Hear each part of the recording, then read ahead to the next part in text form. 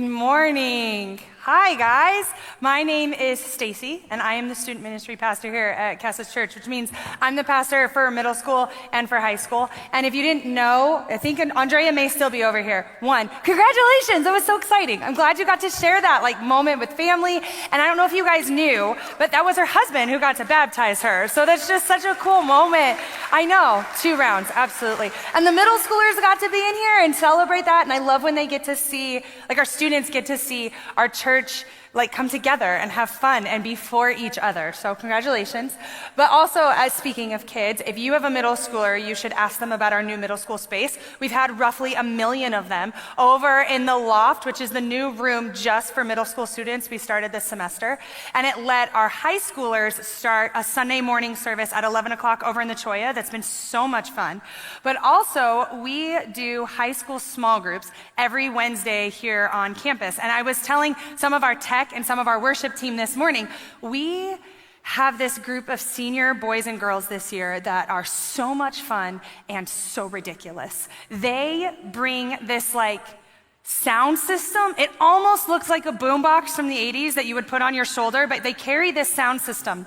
And they all wait for each other in the parking lot, and then they roll up to the Choya together to their own theme song that they're playing, which only a group of 18-year-olds could be so bold to do. And then when they leave, they all pause, and when the beat drops, they all salute us good night at the same time. It's ridiculous, because there's 25 of them doing this. And they sit right up front while I teach every Wednesday, which you would think that's so cool, they care. But they have that sound system. And that means they play a laugh track every once in a while that is the creepiest thing. It could be in a haunted movie. It's awful. Or they play fake applause. Or if I tell a joke or a story that they don't think lands, they actually have the sound that does the womp womp. And it's brutal. You're in a room of 70 to 80 high schoolers and that sound drops. There is nothing quite like being roasted, but laughing because it's kind of clever at the same time and you're sort of glad that they're there, even if you might want to choke them a little bit. And that's basically what youth ministry is. So now you know what my job looks like. And so I was telling the team this morning, I'm so excited to get to be in here with adults where when I say good morning, there's not a fart sound suddenly. You guys just respond with good morning. So you guys are off to a great start already. And so I really am very excited to get to be with you guys. What are we round of applause for? Those ridiculous students? They're neat, but cool. You did good jobs, parents. They're neat. But I am excited to be in here. And I actually get to step into week 2 of a series that Ryan started last week called Beg to Differ. Now, I don't know if you guys are like me, but back in August, our church launched our theme, our mission, our purpose is what I mean to say for this year, which is loving people into the acceptance and freedom of Jesus Christ. And I've heard from the Wednesday night connections, from my small group leaders, from just knowing some of you guys, we are pumped for this mission. We're all in. When we walked through it and we talked about this agape or this unconditional, selfless love that God has for each and every one of us, that allows us to always have this acceptance or this place with God. So many of us were fired up and we were given the charge, the mission to just step into our own communities and show people that same love, show them that they have acceptance with God, but they also have a place here for them and they get to live in the freedom of who Jesus made them to be. And I got so passionate and some of you guys got so ready for this. And the truth of it is then we had to walk out of this room. Then we had to go home and we had to interact with humans. And I don't know about you guys, but I go home to a 20-month-old little toddler foster baby. She's beautiful, I love her, but when she wants a second Oreo and I say no, girl can throw herself on the floor like a cartoon, full kicking and screaming and crying and rolling around my house, and she doesn't have to stop. She'll go for an hour thinking she's gonna get that second cookie. And some of you guys know there is nothing like a toddler to test the Jesus in you. There's nothing like it except for maybe your teenager with the sound system. There's nothing quite like that. Or I go home to the human that I call my spouse. I go home to my Andrew. And this might be controversial, but I'm a person who hates grocery shopping. Is there anybody who hates grocery shopping with me? I know there's gotta be 5 of you. I know some of you are no, it's therapy. That's okay, God loves you too. But I am not a person who cooks, and so I don't know why I would go to a store full of food I'm not gonna do anything with. And it just doesn't make sense to me. And so I discovered those like boxes that you can order online, and you just pick your meals and they send it to you. And so you can still make food and you don't have to eat out all the time, but like it showed up at my door and I didn't have to go to the grocery store. That is magic for me. I love that. And then there's my husband. And my husband sits down with me and goes, but Stace, if we went to the store and we bought every single one of those items, we wouldn't spend that much money. I'm like, yeah, but we'd have to go to the store. So, I feel like this is winning. So the other day, I'm making dinner. It's late at night, and I'm making dinner. He's feeding the toddler in the high chair. And I very casually go, Andy, I would be so interested in actually figuring out how much money we really do spend on weeks that we do grocery shopping versus weeks the food shows up to our door. I'd really like to know how much we save. And my boy laughed at me. And that may not sound like a big thing, but like he straight up chuckled and goes, Stace, don't do this. Stace, don't step into this. Stace, don't try to open this up. Don't try to do this. That's not how this is gonna work. And every part of me, when he laughed, I was so ready to go, Andrew, you always do this. And you guys know, whatever follows that sentence is not good. You always laugh. You always shut me down. You always have to be right in this moment. And whenever you start a sentence with, you always have to, you always do this, it does not open good conversation. He's not like ready to consider my point of view. Like, no, you dig your heels in and your guard goes up and you are really ready to do this. So I kid you not, last week, it took maybe 5 minutes. Dinner is forgotten. The toddler's fending for herself in the high chair. And we have the laptop out and the spreadsheets open. And we are trying to decide. We're having an actual argument about what constitute a grocery bill. Because he didn't want to count the Costco receipt. Because we know Costco is obscene. Like, it's just how it works. And we got in an argument about this food and grocery shopping. And I promise you, I didn't once look at Andy and think, I hope that he feels agape love in this moment. I hope that my Andy knows I have a place for him. Like, no, I want to be right, and I don't want to go to the grocery store anymore. This is my toddler tantrum. And I mean, does anybody else have this moment? Like, it sounds so good, and then we have to go home, and then we have to drive on the roads with other humans driving on the roads. I saw this moment happen, like those zipper lines where you're supposed to let every other car behind me was like, I don't follow those rules. And he nearly pushed the other car off the road because he wasn't gonna let him zipper. And then he put his hand out the window for his rude gesture. And I was like, I know that driver is not praying for the freedom Jesus has for that person. Like, that's not, you don't live in the mission in that moment. When you get home from work and you're tired and there's so many expectations on you and dinner is expected and these moments happen and you step into it, you are not ready to live out this mission of church. It's almost like it's so far from your mind when we have to deal with these other people. When you walk into work and you have the due dates and the expectations and the coworkers and the bosses, and some of you deal with customers. And yeah. How far is a mission of the Church of Cassis when you have that person standing in front of you? And so because of that is why we wanted to do this series.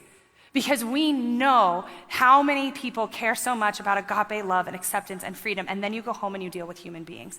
And sometimes with those human beings, we have these little things called disagreements. We have conflicts, we have tension, and we have problems. So we did Beg to Differ, so we could talk about what it looks like to stand in a place of love, even while disagreeing with each other. And so last week, Ryan Kramer got us started, and he had this talk where he talked about lengthening the fuse. And he said, what if instead of we paused between disagreement and reaction, and we actually chose, instead of strategizing our next response, we chose to care about the person's cares that's standing across from us? What if instead of taking whatever the anger or the slight was, and we immediately tie negative things to it, what if we actually thought the best of the person that we're in a disagreement with? And that's what he talked about last week. This week, I want to talk about a different type of relationship or a different type of disagreement. I want to talk about some of those relationships where maybe the disagreement's actually been there between you two for a while. Something was said, some different worldviews came head to head for a situation, a text was sent, an ultimatum was thrown down, something happened. And now that disagreement sits between you and that person. And what you have found is that the more and more conflict you have, the more and more time that goes by, the more you avoid them, it's almost like this distance between the two of you gets bigger and bigger. It's that friend that you used to be really close to, and then you had that disagreement, that text was sent, and suddenly you're just like checking in with them every once in a while. Hey, how are you? I hope it's fine, because this is all we're gonna do now. It might be that coworker where like in your head, you are still rehearsing that conversation and it goes so well. And you know if you actually got to do it, you would hear applause, but really you're not gonna go talk to them and you are going to avoid them and you're gonna shut down that moment and you're not gonna do it. It is like, the holidays are coming up and some of us play this game where we get on the phone and we're like, hey, when is Uncle so-and-so's family gonna be there? Okay, we're gonna come by after that. Hey, when's Dad showing up? Yeah, well, you know what? We're just gonna see you the next day because I don't wanna deal with that. Some of us have this disagreement and this distance and this tension with a person that we actually don't see very often. So it's kind of nice. We've like boxed them up and put that tension in the back of our minds and we don't feel like we need to think about it at all until some pastor stands on a stage and is like, no, let's pull that out and let's actually look at that today, please. Some of us, you might have kids, but now they've become adult kids. And you know that a while back something happened. Something was said, a decision was made, that ultimatum was thrown down, and between you and that kid, it's almost like there was this fissure that showed up in your relationship. Like this break. And the more and more time that went by, and the more and more angry words that were said or not said, more and more words not said to each other, it was like that space got bigger and bigger and bigger. And now this person you care about so much, this kid, you hardly see them and you hardly know them and you don't even know how to get back to them. Some of us, we go home and we have these marriages and these spouses where it started with just this small argument and these little comments and this passive-aggressive moment, but it was like every dig was like a step away from each other. And then you started filling that space with kids and responsibility and resentment and bitterness. And now you feel like your heart is so locked down and it's so burdened by all the things between you and them. And as much as you might want to get back to that relationship, you don't actually know how. And even if you're thinking, maybe I just ought to want to get back to them, and I'm not sure I do. Do you have a relationship like that? Do you have people in your world where you're like, I know there's distance and coldness and tension, and this disagreement sits between us, and I don't actually know how to get back to them? We're going to talk about that relationship today. And before we go any further, I do want to take 1 second and say, if what your mind is going to is a relationship that you would say, Stacie, I'm not actually safe with them, physically or emotionally, that is not the relationship and the conflict we're talking about today. I'm not gonna stand up here and ask you to put yourself in a harmful situation. I am talking about the relationship where if you did look at them, you do want to connect, you do want to move back together, and it would be safe for you to try and do that. So make sure that's the type of relationship and the lens that we have this morning, because we're gonna talk about a word. We're going to use a word this morning that is reconcile. And when I use that word, what I want you to think of is I want you to think of moving toward rather than away. When I use the word reconcile, I want you to think of taking a posture where I take one step towards connection rather than continuing to avoid and lean away and continuing to isolate. Not pretending there's no disagreement, not pretending everything is fine and hunky-dory, but choosing to engage rather than choosing to separate. A reconcile today is going to be like a heart posture where you say, I'm going to choose to connect rather than choose to continue to separate and move away from this. And when we talk about reconcile, one of the things that I love about Jesus is when he showed up, and he started talking about this world-changing agape love, this human-changing type of love that is for us, that God has for each and every one of us, and is unconditional. And then he says, this is gonna be so changing, it's gonna change the way that you treat and you handle all the relationships around you. Jesus didn't think he was just gonna show up and talk about this new kingdom, and we were just gonna get it suddenly. And so there is this part in a book of Matthew in the Bible, and it's called the Sermon on the Mount. And it's the longest recorded teaching for Jesus. And what Jesus does is he says, I've come to change the way that you understand what it means to be human and in relationship with God and in relationship with the people in your life. And to do that, I am going to go through these like everyday type of situations that you would go through in relationships you'd have. And I'm gonna actually show you how agape love changes this. And he actually talks about this idea of conflict and having a problem with a person, feeling this distance and this tension. So he starts talking about this in Matthew 5, starting at verse 21. Jesus says, you have heard it was said to the people long ago, you shall not murder. Anyone who murders will be subject to judgment. This is one of the 10 commandments. So his listeners are like, yeah, got it. Ancient rule, don't murder. But I tell you Jesus goes on, that anyone who is angry with a brother or sister will be subject to judgment. Again, anyone who says to a brother or a sister, raka, is answerable to the court. Anyone who says you fool will be in danger of the fire of hell. Now, I want to take a quick pause here and say, this is not Jesus saying good Christians don't get angry. This is not Jesus saying you better put on your fine face when you step on the curb anywhere you go because good Christians don't actually have disagreement. Jesus felt and expressed anger, so that can't be what he's talking about here. But what he's doing is he is painting this picture of saying with this agape love and this idea of you have a place with me, even in conflict and disagreement and distance, how can that be lived out differently? And he uses these two terms to be able to say, this is how some of you have found this loophole around do not murder. And the first term he utilizes is he talks about the word raka. This is an Aramaic term, and it was meant to sort of mimic the sound you make when you're about to spit, that like rah, which is gross on a mic, I apologize. But that's what that word is supposed to symbolize. And that word stands for contempt. I read an author who said that word stands for the studied degradation of another person's worth. That word means, when we have raka for somebody, that they're standing on the other side of whatever this disagreement might be, and they've been over there for so long, or we've moved so far away from them, when we look at them, we think, you know what? I don't actually care about you. Their worth and their value have become so low in our worldview. Their cares don't matter, their health doesn't matter, their family doesn't matter. I don't care about you. You don't have value in my world anymore. And when God says we look at someone with contempt on the other side of a disagreement, we look at them in this degrading way, like they no longer have worth or meaning. And then he goes on and he uses this term fool, which to us is tricky because it's kind of become like a cutesy word. Like I call our high schoolers fools because they act foolish all the time. So we don't always understand what Jesus is meaning in this. So what we have to think of is we have to think of the term malice. We have to think of like these nasty swear words when you're really against somebody. We talked about the zipper line of driving. Like imagine you're driving that car, or worse, imagine your new 16-year-old driver is driving that car. You're already trying to hit the brakes because they drive so fast, and now someone's trying to push them off of the road. Imagine what your own hands are about to go do. Imagine those words that you're going to utter or yell out that you don't want your kid to hear and you don't want your mom to hear. Those words, that feeling, that guttural response in that is more in line with what Jesus meant when he said you call them fool. This is that moment where you look at them, and if you're really honest, you would never admit this out loud. When something bad happens, a little bit of you is like, You have like this smugness when something goes wrong at work.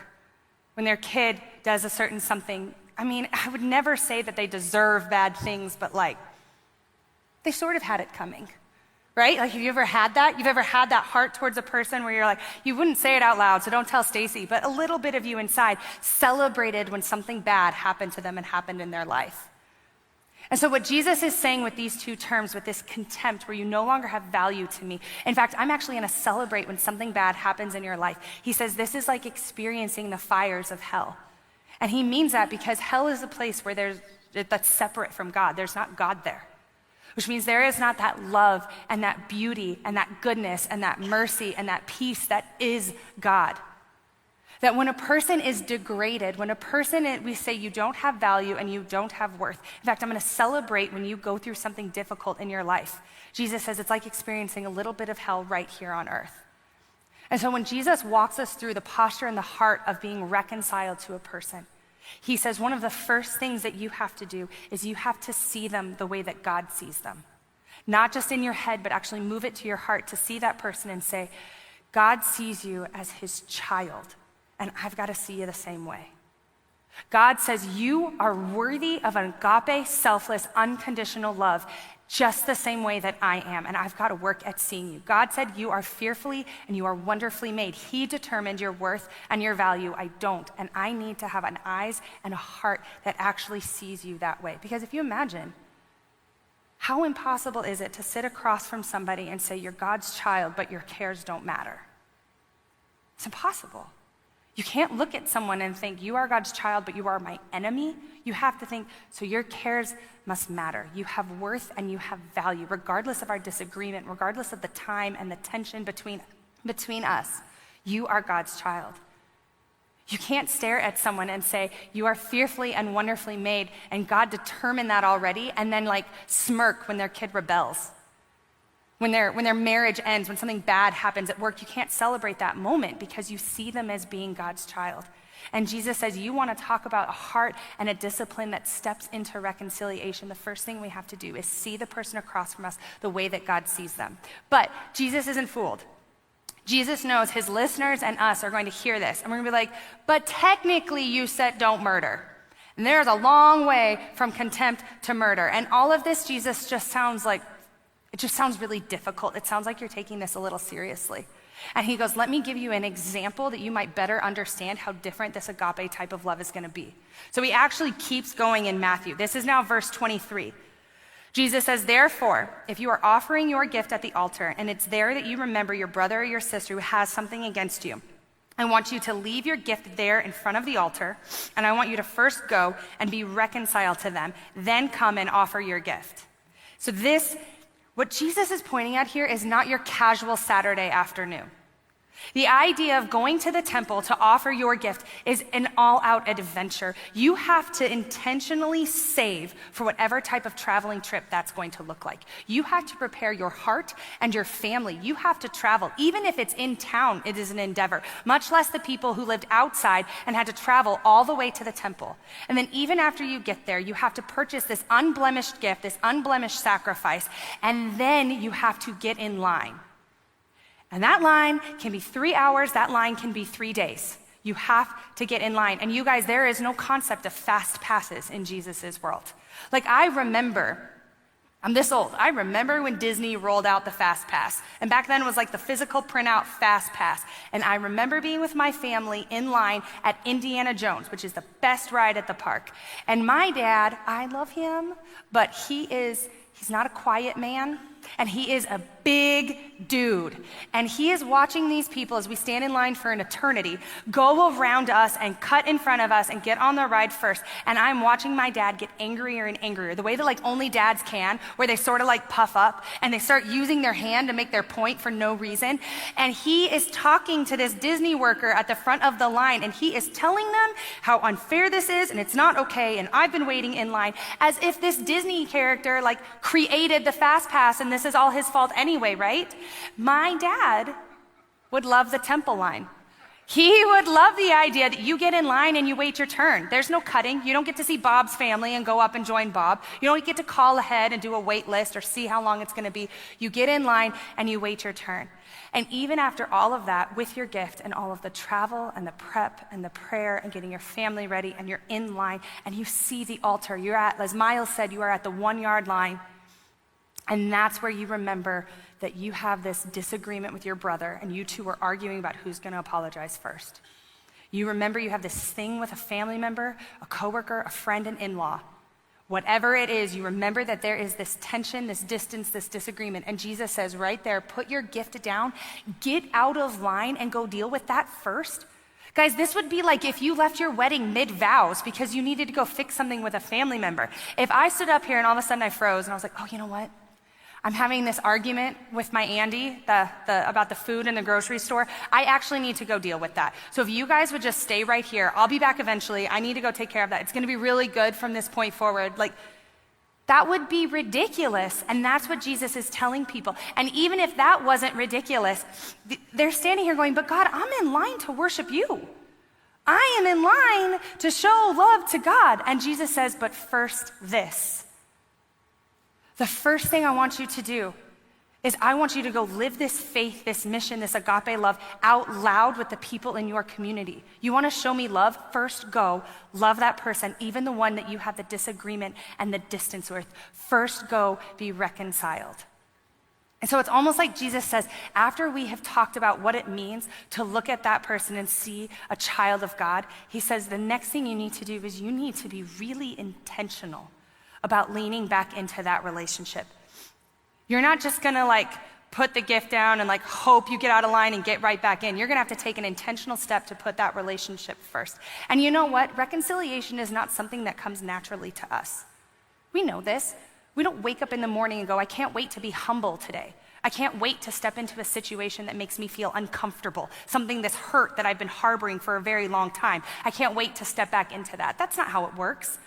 We want to use like aggression, and if I just really convince them how really right I am, if we just want to use guilt, we just want to be able to be like, that teenager apology where they like stare at the floor. Yeah, I'm super sorry you were hurt by that. Like that's what we want to do, and then be like, but they're over it now. We're terrific. And Jesus is saying, no, it is going to take a choice and intention rather than continuing to move away from that relationship, to choose to say, I am going to turn, and instead I am going to engage in it. I am not going to avoid it. I'm not going to cut it off, and I'm not going to sit and wait for the apology I know I'm deserved. I am going to turn, I'm going to see that person as God's child, and I'm going to choose to lean into the tension and the awkward, actually make that intentional choice. So I want to ask you, whatever relationship might be hanging out in your brain, or whatever relationship you're trying to be like, Stacie, stop talking about it, leave me alone. What is one way, that you could intentionally lean into that disagreement with that person? It could look like an intentional phone call, a phone call you haven't made in a while. It could be like asking that person out to coffee, to actually have a conversation, planning a date night where you take care of reservations and childcare because you want to be intentional about this time together, choosing to hold hands on the couch. It could be for some of us, there's so much hurt and tension and anger in this, just to say, pray for the good of that person. Make the choice to pray for the good of that person is you taking an intentional step to say, I'm going to lean in rather than continuing to isolate, put contempt there, and move aside. Because once we've been able to talk about, I'm going to intentionally lean in, one of the next parts for me is a very difficult part, and it is to remove any obstacles you can. Now, I don't know where you're at. I don't know what your relationships are. For you, you might be saying to view that person as worth and value in God's child. That's really tough, Stace. You might be a person who says, you want me to actually lean in? That sounds awkward. I'd rather avoid that very much, thank you. That might be your very tough step. For me, this step is so difficult. It is to remove any obstacle that you can. This might be crazy, but I'm gonna bet if you look back at that relationship, whatever that tension is, that disagreement, I'm gonna bet just a teeny tiny part of it might be your fault. Teeny tiny, because we know you're mostly right, we know they're mostly wrong, but I'm gonna bet there's a teeny tiny moment you could have handled that a little bit differently. You didn't need to send the text, you didn't need to have that tone. Like Ryan said, you could have paused and filtered your words. You didn't need to slam the door, you didn't need to tell the secret. You didn't need to be right every single step. I'm gonna bet if you look back, there is some moment in that disagreement along that timeline where you're like, yeah, that could have been on me. That could have been my bad. Those moments are like little landmines. If you've decided I'm gonna turn and I'm gonna engage in this and I'm gonna try to get back to that person, not back to that person, those things sit like little landmines. And if we don't take ownership of them, then they could blow up and end the entire process we're trying to do. And it might have been completely unintentional. I know what it is to have a hard day at work and then you go home and you blow up, and it has nothing to do with what's going on at home. It's just because of work and I'm tired and I'm hangry. Some of us, we grew up in a home that was more aggressive or was more like passive aggressive, and it's just what we've seen, so it's what we default to. And I didn't mean to, but I know that that's how I walked that out at home, and I was just tired. But those things sit like these little landmines waiting for us to own them and maybe even apologize for them. Like I said, this one is the toughest one for me. You know, I love my Andy. But recently, I've been noticing in our relationship that there has been this, I would call it distance. We're not like angry and fighting and have this thing, but there has been a lot more space between us, a lot more of like ignoring each other, a lot more of vegging and numbing out with whatever's on the TV rather than actually like talking to each other and engaging in that relationship. And I don't want that. I don't want this space between us. But I know that another thing Andy and I recently did, about a year ago, we decided to step into doing foster care. And we've been doing foster care for a little bit over a year now, and it has been the most beautiful thing I've ever done. Like, we have brought so many little babies back into our house, and we have gotten to spoil them, and we have this community of people that know the definition of spoiling. And these kids receive so many toys and junk food and cuddles and hugs and smooches and teaching them new words and throwing them in the air. Like, these kids could not be more loved. And we've been able to see visible and invisible trauma in these little babies heal and watch them blossom and become who God made them to be. And it's gorgeous. And then it is the most painful and decision I've ever made in my life. And I'm a person, for me, I walk in and I have this kid who gets reunited, or I have this kid where they were abandoned and we thought they were gonna be ours, and now this family member shows up and it's suddenly really complicated. And I've started to put up these guards around my heart. And I'm not someone where it's just that little cavity that stays guarded. My whole heart starts to become locked down and quiet. And suddenly my heart is not available to connect with Andy because I'm heartbroken about this thing over here. And I am so angry at the system, and I'm so angry about stuff that happens to kids and to families, but I can't be angry at an inanimate them. And so my anger goes home and it goes to Andy, and I am so tired. There are so many things to juggle and people to navigate and feelings and managing, and there's so much stuff. And by the time I get home, the last thing I want to do is connect with my husband. I just want to be left alone, and I don't want anyone to need me for a little while. So I know when I look at this coldness or this tension between me and my guy, there's little obstacles in there that I put there. And I know the vulnerability and the scariness of having to look at it and say, Andy, I'm so sorry that I said that. I was speaking out of my fear about this thing over here. Andy, I'm so sorry that I have not been present and I have been ignoring you and I haven't been engaging in this moment. I'm just so hurt about this stuff that's happening over here. And that is scary and it's vulnerable. But what I get to do is look at that relationship and say, I am going to remove the obstacles that are mine to remove. I'm going to own and apologize. For some of us, it might mean I am going to forgive. I am going to take whatever that hurt and that wound and that baggage is that has been festering between us, and I'm going to choose to let it go. Whether you've given me the apology that I think I deserve or not, I'm going to choose to let it go. For some of us, that may even be the first thing we need to do, to see them as God's child in any way. But what we want to be able to say is when we look at this idea of reconciling to that person, we want to be able to say, I did everything that I could. Because we can't control them. We cannot control that person to respond, to lean in, to own their parts, to want to reconcile and move back to you. They may not want to. They may still have a wall up. They may still isolate. They may still avoid. But we want to be able to say, I did everything that I could, because we don't want to be left asking, if I had just, if only I had said, if I just had more time. You don't want to be left with that regret. You want to be left with whatever that situation is. I did everything possible to lean in and move back towards connection with that person instead of moving further and further into contempt and into hurt and isolation. And the truth of it is, I bet for most of us, when we talk about this heart posture of reconciliation, we don't see a lot of examples around us all the time of this, because it's tough and it's awkward and it's uncomfortable and it asks a lot of us. But what would it look like if you come from a family who would rather hold grudges, who would rather say, don't get mad, get even, they'll get theirs? What if you get to be the example to your kids or to the rest of your family of saying, no, instead of seeing that person as an enemy, I'm going to see that person as God's child? What if your friends and the people who matter most to you in your community get to experience you saying, I don't need to be right. I need to be in relationship and connection with you. I'm going to decide that is more important, and I'm going to re-engage in this. You want to talk about something that could change a community, that could take a mission out of this building and move it out into the relationships that matter most to us, even in the midst of disagreement?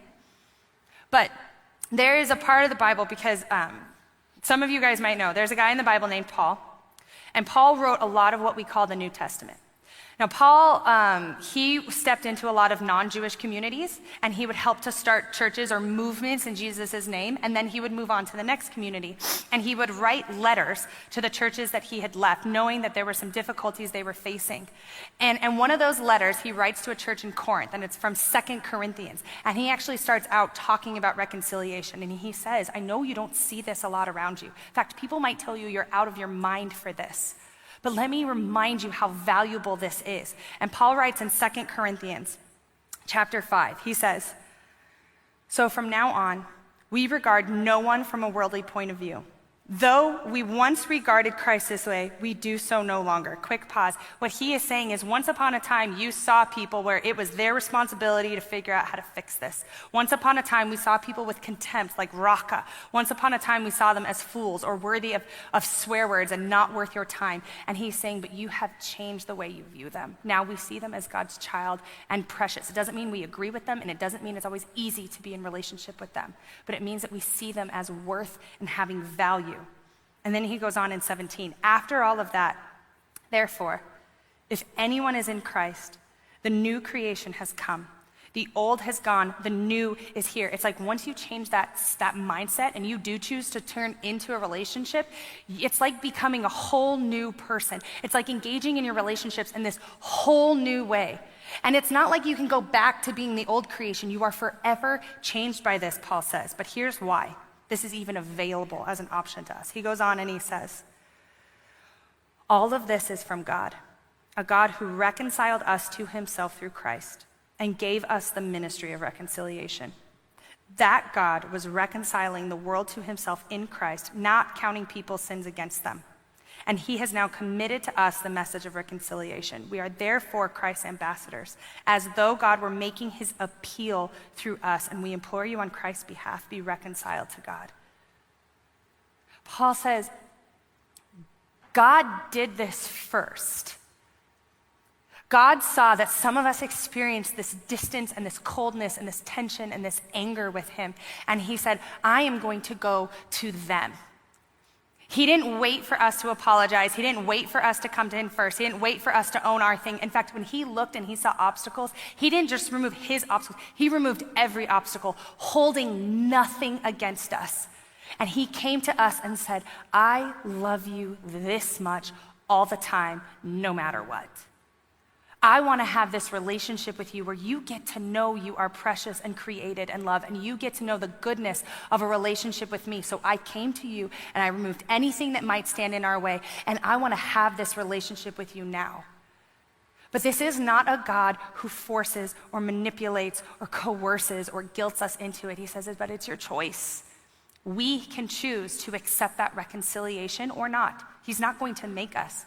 He is going to do all the work to get to us. Through Christ, he has been reconciled to each and every one of us, but it is up to us to decide if we want to accept that and accept that reconciliation. And he says that once you do, once you pause and you're like, I believe Jesus is who Jesus said he was. I believe that he loves me that much, and he has given me this passion to go love the people around me the same way. We get to be ambassadors of that kind of reconciliation, that kind of love. We get to go live out God's image in the world around us, and we get to change and impact our world by saying, no longer am I going to have contempt and move away from and isolate and shut the walls and avoid. I'm actually going to lean in, and I'm going to own my parts, and I'm going to apologize that maybe through my act of reconciling, you might get to experience a little bit of what it means that God reconciled himself to each and every one of us.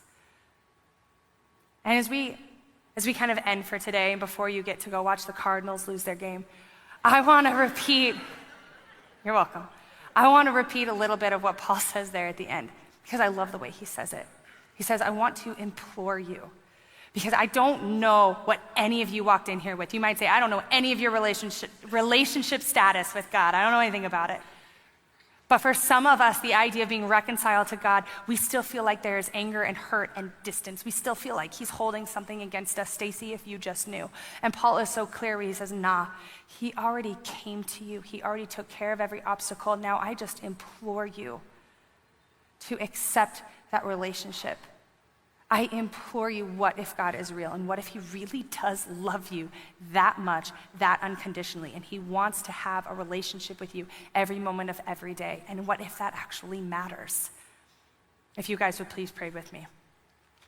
God, thank you so much for doing the work of reconciling to us. Thank you so much for coming to us and for removing every obstacle, that you would love us that much and that beautifully. And Lord, we just lift up every single relationship in our life, including the ones that we might feel distant and tense and averse to, God. And I just pray for the bravery to step into it, to step into a posture of reconciliation. Thank you for how much you love us, God. In the name of Jesus, amen.